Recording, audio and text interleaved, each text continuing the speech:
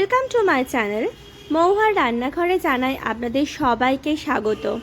আজকের হাজির হয়ে গেছি একদম নিরামিষ ভেজ রেসিপি নিয়ে, চানা পনিরের রেসিপি। তার জন্য আমি 3-4 ঘন্টা আগে থেকে কাবলে ছোলাগুলোকে ভালো করে ভিজিয়ে রেখেছিলাম।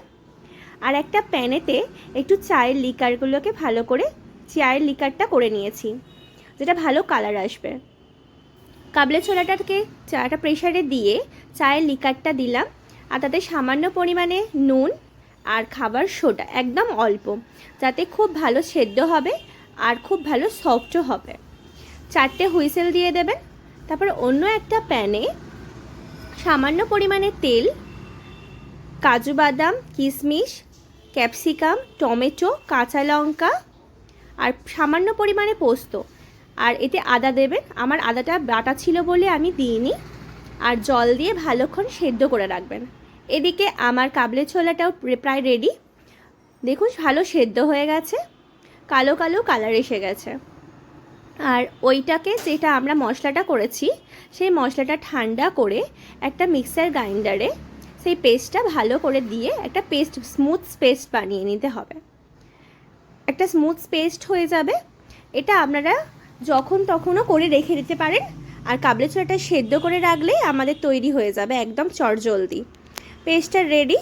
এবার একটা প্যানেতে সামান্য পরিমাণে তেল নেবেন, তাতে দেবেন সামান্য কয়েক দানা চিনি আর গোটা গরম মশলা ফোড়ন, আর দেবেন শুকনো লঙ্কার তেজপাতা, আর সামান্য পরিমাণে হিংটা খুব ভালো অ্যারোমা দেয়। হিংটা আপনারা স্কিপ করতেও পারেন। তারপরে আগে থেকে বেটে রাখা যে মশলাটা আমরা পেস্ট করেছিলাম, সেটা প্যানেতে দিয়ে দেবেন। আর দেবেন 1 চামচ কাশ্মীরি লঙ্কার গুঁড়ো, 1 চামচ হলুদ গুঁড়ো, 1 চামচ জিরে গুঁড়ো, 1 চামচ ধনে গুঁড়ো দিয়ে ভালো করে নাড়িয়ে ভালো করে কষবেন যতক্ষণ না তেলটা ছাড়ে। এবার দেবেন চানা পনিরের যে মশলাটা আমাদের থাকে সানরাইজে, সেই মশলাটা দিয়ে আবার কিছুক্ষণ কষিয়ে নিয়ে ফেটানো টক দই দিয়ে দেবেন। ফেটানো টক দইটাও ভালো করে কষিয়ে নেবেন, যতক্ষণ না তেল ছাড়বে ততক্ষণ কষতে থাকবেন। আর তারপরে দিয়ে দেবেন আগে থেকে সেদ্ধ করা কাবলে ছোলা, ওটা দিয়ে ফুটবে। আর একটা প্যানে পনিরগুলোকে কিউব কিউব করে কেটে সেটা সামান্য বাটারে একটু স্যালো ফ্রাই করে নেবেন।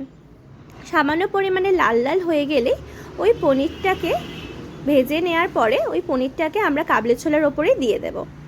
কাবলে ছোলাতে দিয়ে বেশ খানিকক্ষণ ফুটিয়ে দেখবেন যখন গাঢ় গাঢ় মতন হয়ে আসছে বা একটুখানি সেদ্ধ হয়ে গেছে, আপনারা বুঝবেন কাবলে ছোলার এটাকে, তখন একটু হাত দিয়ে চেপে কাবলে ছোলাগুলো কিছুটা সেদ্ধ ভেঙে নেবেন। আর এতে দেবেন সামান্য পরিমাণে কেচাপ দিয়েও বেশ খানিকক্ষণ ফুটিয়ে ধনে পাতা আর কাসুরি মেথি দিলে গার্নিশ করে নিলে আমাদের তৈরি হয়ে যাবে একদম নিরামিষ ভেজ রেসিপি, চানা পনিরের রেসিপি। কেমন লাগলো আমার এই রেসিপিটা আমাকে জানাবেন, কমেন্ট করবেন, শেয়ার করবেন অ্যান্ড লাইক করবেন। আমার তো খুব পছন্দ এই রেসিপিটা, আর নিরামিষ দিনে চটজলদিও হয়ে যায়। একবার করে দেখবেন কেমন হলো এই রেসিপিটা, আমাকে একটু বলবেন, জানাবেন। না জানালে তো আমি বুঝতেও পারবো না যে আমার রেসিপিগুলো আপনাদের কেমন লাগছে।